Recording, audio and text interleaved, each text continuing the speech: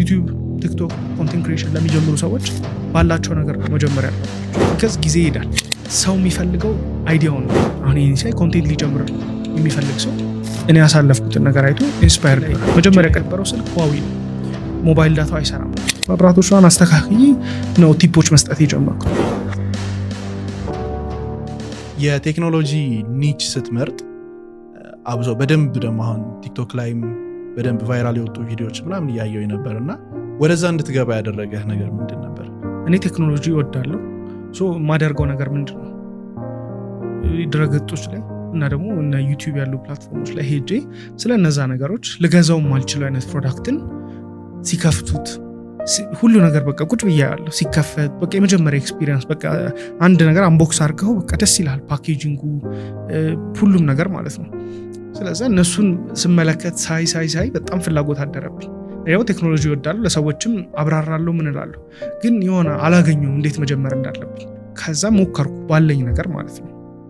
የኮቪድ ጊዜ ላይ ነበር።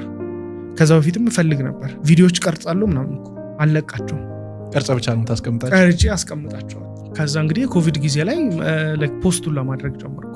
ከዛ በፊት ቀርጻ ያስቀመጥካቸው አይደለም፣ የዛውን ጊዜ የዛኑ ሰዓት የቀረጽከውን ነበር። ከዛ በፊት ያሉት ያስቃሉ ራሱ ቢካዝ የመጀመሪያ ነው ማለት ለሰው ሁላ እንዲህ አይቶ የሚሳሳቅበት ጊዜ ነበር። ድሮ ዩኒቨርሲቲ ውስጥ ጓደኛ አግኝተውናል።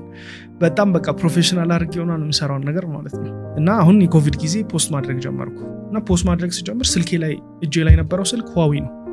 ሞባይል ዳታው አይሰራም ነበር።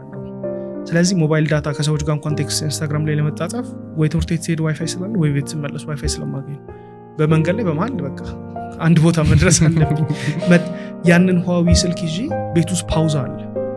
ያንቺን ፓውዛ ይሄ መብራት ሲጠፋ የሚበሩት መብራቶቿን አስተካክዬ ነው ቲፖች መስጠት የጀመርኩት። የማውቀውን ነገር ቴክኖሎጂ እወዳለሁ። ሶሻል ሚዲያ ላይ የምሰራው ደግሞ ቴክኖሎጂ ነው። ስለዚህ አልቸገርም። ቴክ ኮንቴንቶች መስራት ጀመርኩ ከዛ በኋላ ማለት ነው። እንደ አጋጣሚ ቫይራል ወጣ ያ ቪዲዮ። ሪኮመንድ ያደረኩት ይሄ እኔ የምጠቀማቸው ዌብሳይቶች ናቸው። ሰው አሁን ለምሳሌ virustotal.com የሚባል ዌብሳይት አስታውሰዋለሁ። ሪኮመንድ አደረኩ። ብዙ ሰዎች ሊንክ ይላክላቸዋል። ሊንክ ሲላክላቸው ክሊክ ለማድረግ ይፈራሉ። ሀክ ብንደረግ ሰው ከተላከላችሁ ኮፒ አድርጉትና ሳትከፍቱት እዚህ ዌብሳይት ላይ ስታረጉት በጣም ብዙ አናሊሲስ ሰርቶ ይሄ ያደርጋል እንዲህ ያደርጋል ይሄን አልኩ። እንዲህ ሲሆን ቴሌግራማችን ሀክ ሲደረግ ኮመንቶችን መጡ። እንደ አጋጣሚ 14000 ቪው ታየ። የመጀመሪያው 14000 ቪው ማለት አሁን 140,000 በለው። በአሁኑ ብዙ ሰው አልነበረም ያኔ። በጣም ሞራል ሆነኝ ማለት ነው። ከዛ በኋላ ቪው ኬት ይምጣ ግን በቃ ኮንሲስተንትሊ ፖስት ማድረግ ጀመርኩ። ከአንድ ጓደኛዬ ጋር ተነጋገርን። አካውንታቢሊቲ ፓርትነር አደረኩት። እሱ መስራት ጀምሮ እሱን አይቼ ነበር ራሱ ነው የሰራሁት ያን ሰሞን ላይ ማለት ነው።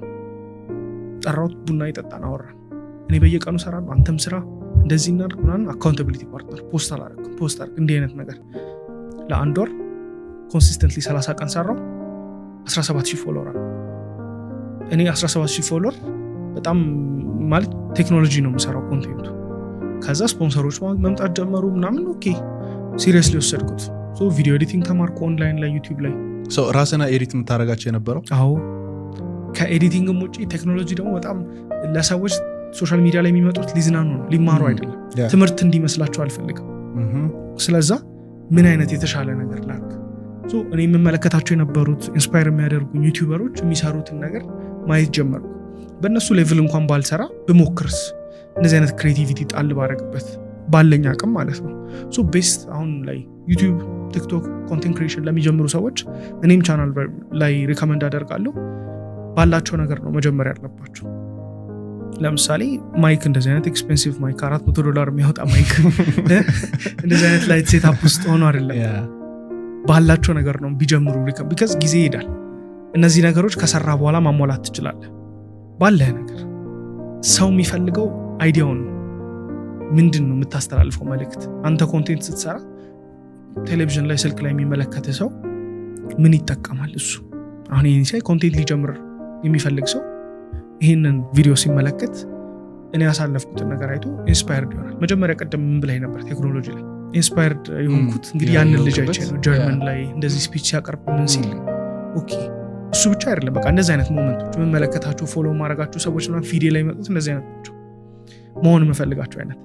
ስለዛ ይህንንም ቪዲዮ ኮንቴንት መጀመር የሚፈልግ ሰው ሲያየው ምን ያደርጋል? ኦኬ ባለኝ ነገር ጀምራለሁ፣ ነገ ከነገ ወዲያ እንትን ሲሟላ እንዲህ ሲሆን ነው ላይክ ዛሬ ጀምረው ይኸው።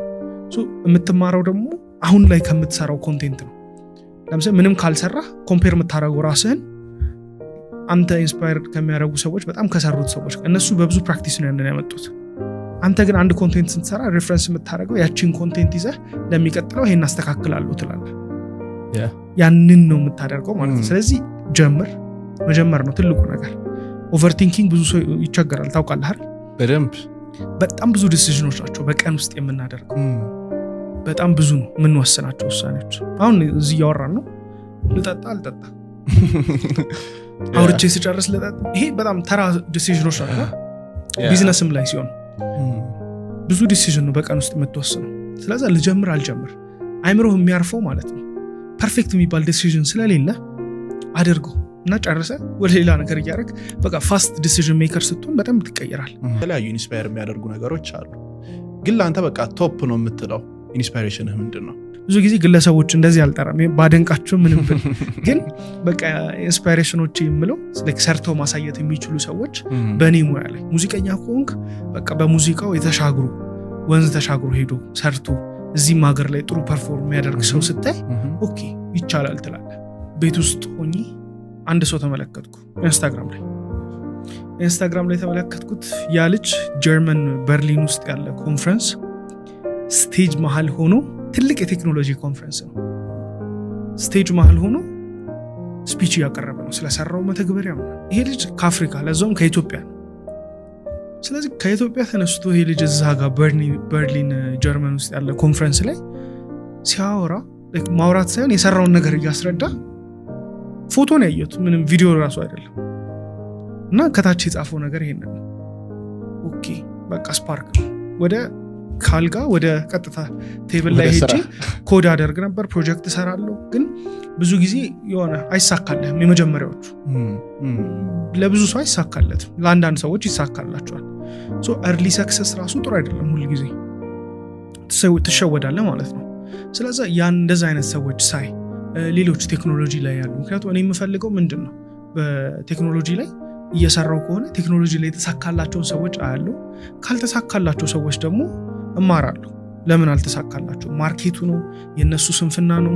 እንዴት ነው ያልተሳካላቸው? አሁን ለምሳሌ ኢትዮጵያ ውስጥ በቃ መስራት አይቻልም ሊባል ይችላል። ግን እኔ ኢትዮጵያ ውስጥ ነው ያለሁት፣ ካልሰራው መኖር አልችልም። ኃላፊነት እየጨመርክ በሄድክ ቁጥር የግዴታ መስራት አለብህ። የማይቻል እንኳን ቢሆን መስራት ይቻላል የሚል ሰው ጋር ብትውል እና የሚሰራውን ነገር ይቻላል ብቻ የሚልህ ሳይሆን የሆነ ሰርቶ የሚለወጥ አይነት ሰው ስታይ ኦኬ ኢንስፓየርድ ትሆናለህ ማለት ነው። ስለዚህ የምታየው ነገር የምታዳምጣቸው ነገሮች በጣም መጠንቀቅ አለብህ ከአንተ ጎል ጋር ወደፊት ለመራመድ ማለት ነው። ለእኔ ኢንስፓይሬሽን የሚሆኑ እንደዚህ አይነት ሰዎች ነው። ያን ያረከው በማየት ነው፣ በማዳመጥ ነው። ስለዚህ መጥፎ ነገርም ስታይ መጥፎ ነገርም ስታዳምጥ አትራክት የምታደርገው ያንን ነው።